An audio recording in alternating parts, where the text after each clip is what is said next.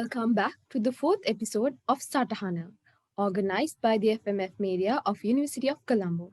I'm Gihini, your host for this episode of Satahana.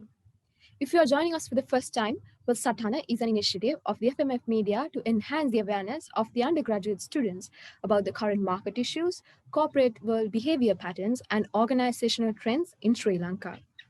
Here, we intend to discuss solutions for ongoing issues in the corporate world with the university lecturers, through which we will be given the opportunity of gaining a sound knowledge on these issues and how to address them diplomatically. Joining us today is someone that is quite familiar to all of us in the FMF. It is none other than Professor KASP Kaluarachi, the Head of Department of Management and Organization Studies, the Faculty of Management and Finance, University of Colombo. He is a proud owner of Bachelor Degree in Commerce from the Faculty of Management Studies and Commerce, University of Sri Javardhanapura, an MBA degree from the Faculty of Graduate Studies, University of Colombo, Doctor of Philosophy degree in Business Administration from Hosei University, Tokyo, Japan. He conducts his teachings for both undergraduate and postgraduate levels mainly for the courses management process and practices, organizational behavior, and managing for quality. Further, he has published several books in the fields of administration, business administration locally, and several research papers in management theory and practices both locally and internationally. Let me warmly welcome you, sir, for the fourth episode of Satahana. Okay, thank you very much for your kind introduction about me. Right. Yes, sir. As we all aware, due to this prevailing pandemic, society is facing a vast array of difficulties, whereas many organizations are now in a tiresome battle of making the ends meet. Consequences of COVID-19 pandemic are visibly everywhere at the moment. So without further ado, let's move on to the topic of the day. Today, we expect to conduct our discussion revolving around how this pandemic has affected the organization as well as the society. As for the first question, I would like to ask, what are the root causes for a contemporary issue like COVID-19 faced by the societies and the organizations today? Sir? Yeah. First of all, thank you very much for your great work based on our faculty through FMF Media. Then, and also thanks for selecting a timely topic about this effect of pandemic to be discussed. Then, as you asked, as the first question, I can explain in this way as root causes for a contemporary issue like COVID-19, right? The key driver for this is globalization and the geography of economic relations.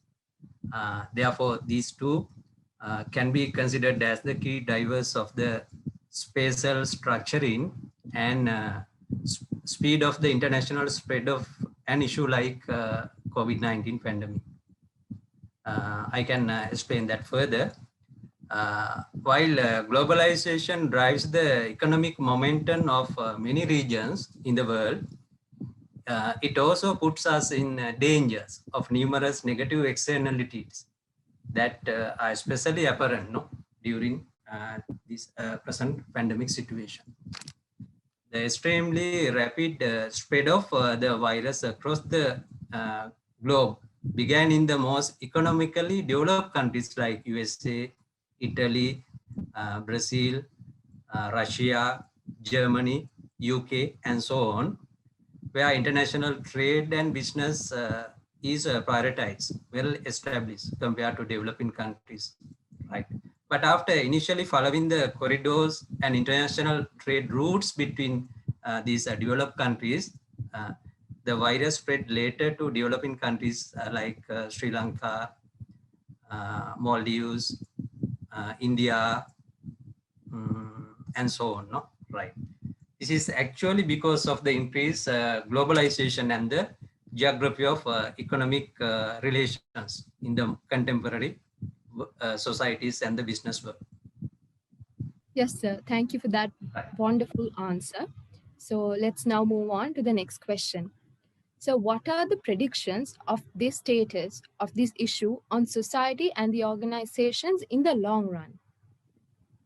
Right. Well, the COVID-19 crisis, as I mentioned, has exposed the vulnerabilities of individuals, groups, organizations, societies, and economies, calling for a rethink of how economic, business, and social activities should be reorganized. Uh, Based on this, the crisis calls for strong responses from us based on our human solidarity, cooperation, as well as with the high responsibility and accountability, which are identified as the requirements for a social economic organization. Even governments, business organizations, and other pressure groups, individuals, NGOs should understand this requirement to function in this pandemic situation, especially in this new normal situation as social economy oriented organizations. I'll explain a little bit about this requirement also. These social economic organizations comprise, as I mentioned, all associations, cooperatives, mutual organizations, foundations, and social enterprises, along with other usual governmental and non-governmental organizations and bodies, right, in the global platform, uh, as well as in the local settings, whose business models are should be built around such principles, which can help reshape in the post-pandemic situation for economies and societies in the world. This presents the role of social economy and its actors should play in an harmonized way to face the long-term status of the pandemic situation. It further explains the current challenges faced by the social economy oriented organizations and actors, highlighting selected policy instruments and recommendations to be used or capitalized to support these social economic requirements. Right. Therefore, all these efforts should be able to repair and transform societies with the pandemic situation and its effects in the long run. Well, sir, thank you very much for that insightful answer on the predictions of this status on this issue, on the society and the organizations in the long run. Now, moving on to the next question. The next question would be how to present a multidimensional approach by the organizations to deal with this issue in the long run. Yes, the answer given for this uh, links with the two answers given for the first two questions by me. Then the socio-economic models could be well followed by organizations to deal with an issue like this in the long run. I explained a little bit about this in answering to the second question also. Therefore, these business models should be characterized by two elements. One is they should address the societal needs during the pandemic situation as well as during the post-pandemic situation, and also they should be organized differently compared to the mainstream economic actors. That means organizations and societies should have more broad harmonized goals, not only to cater into their profit orientation and to satisfy their self behaviors and goals. Now that is mostly required uh, for individuals, groups, organizations, governments, and societies in the globe. Therefore, these models should first address to satisfy the societal needs, where social concerns, environmental concerns, ethical concerns, etc., should be considered, covered by these models. Then, other than that, these models should provide researchers as well as practitioners to address economic activities in different ways compared to what they have done uh, past in the past. There's multiple types of resources, sustainable practices, inclusive governance behaviors, local anchorage, and a lot of mutual collaborations should be considered in these economic activities, right? Then with the combination of these social concerns and economic concerns, these multidimensional models should help developing social economic requirements and meeting them, right? Therefore, I think these areas should be covered by those multidimensional frameworks used by or developed by researchers, and which are well disseminated to the policymakers and in governments and government bodies, as well as to the managers and practitioners who make decisions for the stakeholders of their businesses. Well, thank you for that elaborative answer on that question, sir. So, in the next question, it is what are the special challenges faced by organizations due to this prevailing pandemic? Yes, companies, organizations operating during the pandemic are faced with unprecedented challenges. Businesses providing essential goods and services, for example, are legally allowed to operate, but may feel pressure to operate at peak production capacity because they face such capacity limitations because they can't fully occupy their people as in the past, no? During this new normal situation even. However, they are also under increased scrutiny by consumers and media and other stakeholder pressure groups.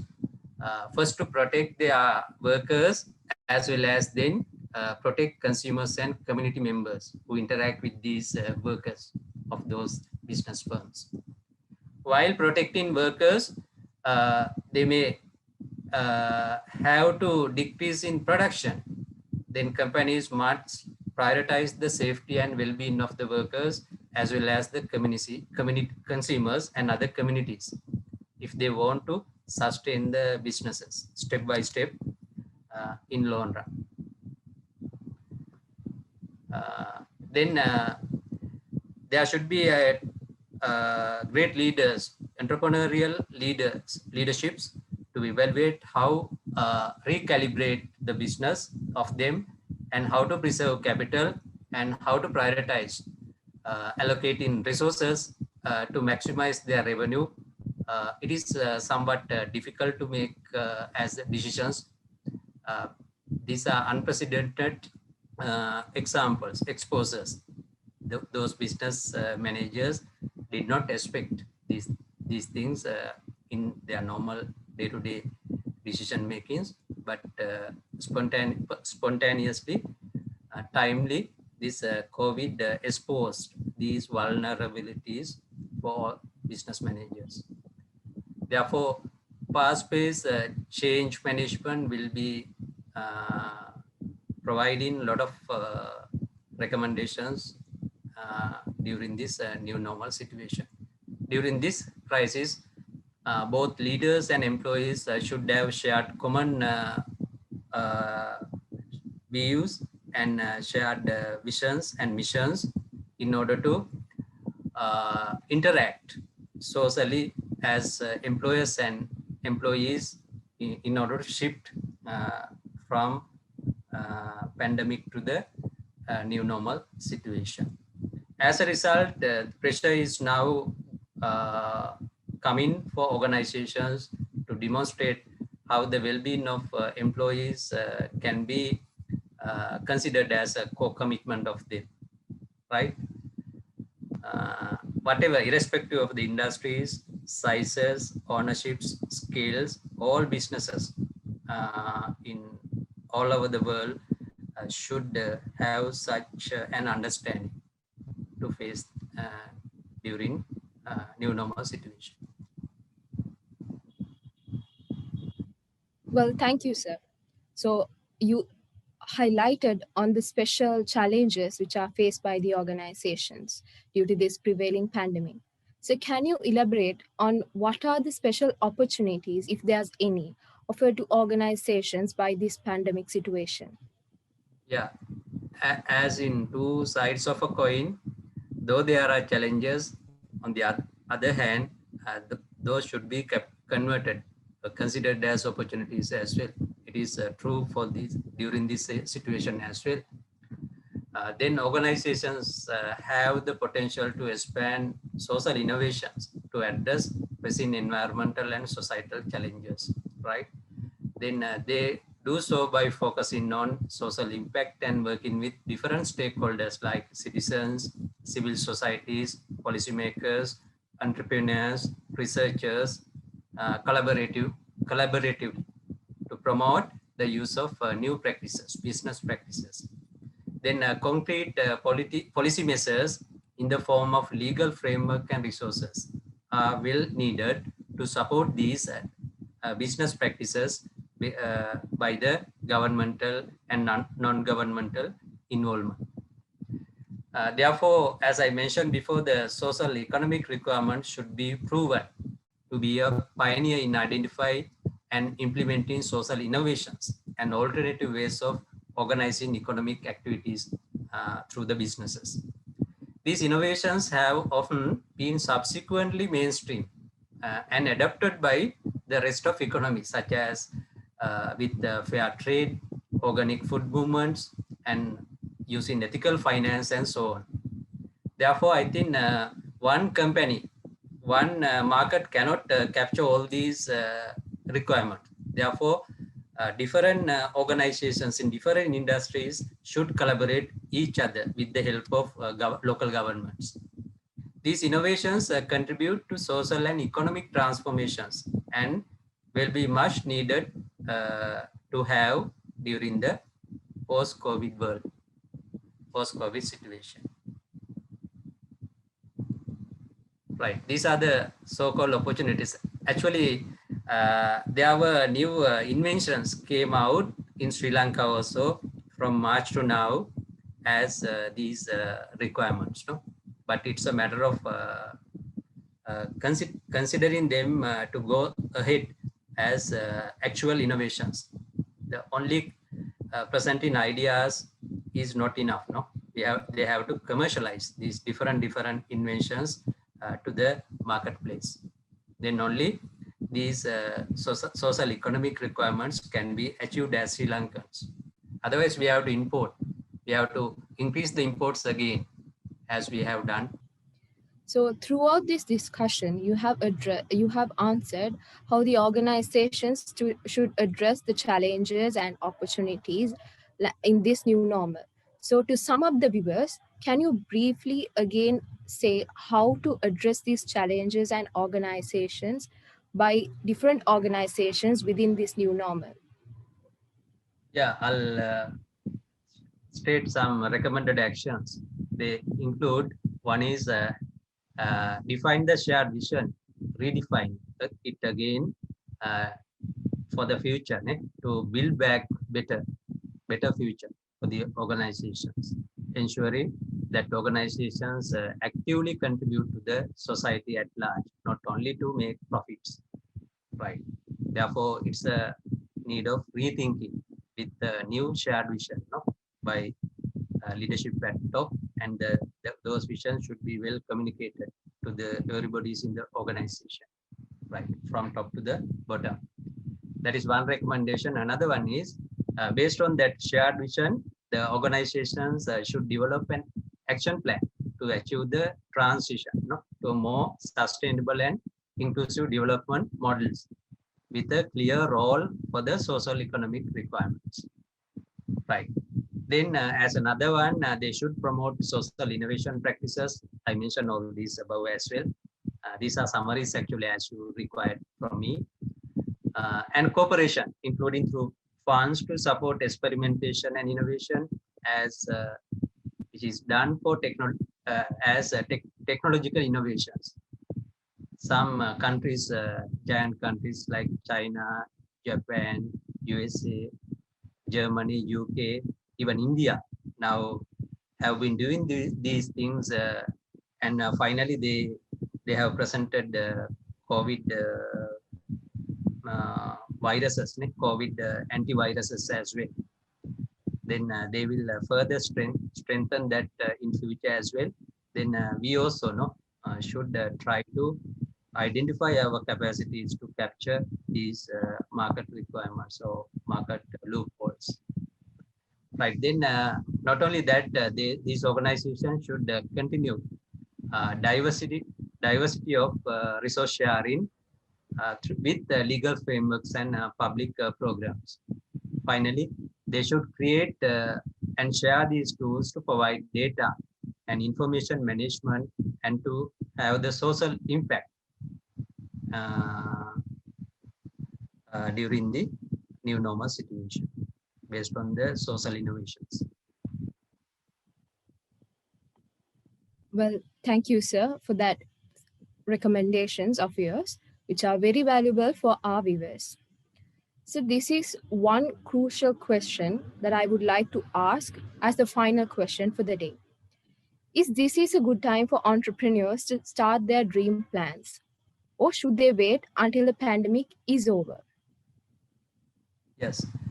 First, I'll highlight how this COVID pandemic drastically affected to the businesses, especially for the SMEs. The event and activities related to the production and employment of most SMEs were significantly hit by the pandemic. Nearly 80% of enterprises were exposed to suffer production and employment drop. More than 80% of SMEs declined their sales due to delayed or cancelled orders by domestic and foreign buyers. The most severely affected enterprise were the accommodation and food service sector, which is the major part of the tourism industry as well. Nearly 10% of SMEs in the apparel and textile industry in Sri Lanka have shifted their production towards protective clothing, such as face masks, under the pandemic environment. Nearly 15% of SMEs have benefited under the current crisis also. Retail and wholesale trade, Ayurvedic medicine activities, and computer sales, software sales, right, telecommunication industry and their organizations, their services have been continuing their business without a significant drop in sales. Whatever the up and downs, to overcome the current sluggish situation, the government and other responsible institutions also should initiate sound policy guidelines. Sri Lankan government also at the beginning wanted to have these, but those should be continued by achieving the expected results. That should be ensured actually. Only introducing things for sake of introducing is not enough. The different businesses in different scales should enjoy the policy guidelines and the so-called implementations, methods, techniques used by the government through the central bank and other governmental bodies. Right. Then the entrepreneurial spirit will move the business forward for all organizations. Even if the organizations have experienced a decline in their businesses, which is likely during a pandemic like this, that does not mean that they should back down and give up their businesses. Therefore, I'll outline some of the key drivers to do so. As I mentioned before, the leadership with a strong communication is more essential than ever to talk to people such as employees, clients, and all other shareholders. Openly and honestly, such a communication should be done to build the trust among these different parties. Then next one is keep your business passion alive as entrepreneurs. Even managers should play that role, entrepreneurial role today, to do most impossible towards new heights. Then next one is knowing the controllability. of the business, considering what is right and wrong, that is the ethical requirement, especially when using a social media approach by organizations. They should be very careful in using social media because they are much open to the social media today. Therefore, the information dissemination, even actions, research should be well done in a careful manner during this more socialized world.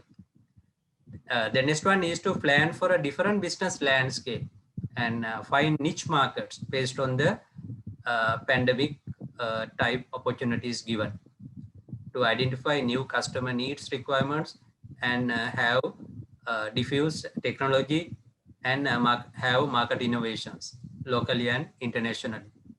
Therefore, organizations should not give up believing that they not only survive in this time, but they can also become better versions for themselves during this new normal situation. Well, sir, thank you for that quite wonderful answer. So, with that, we have come to the end of this session, and it has been such an insightful session to discuss upon a timely topic of this nature.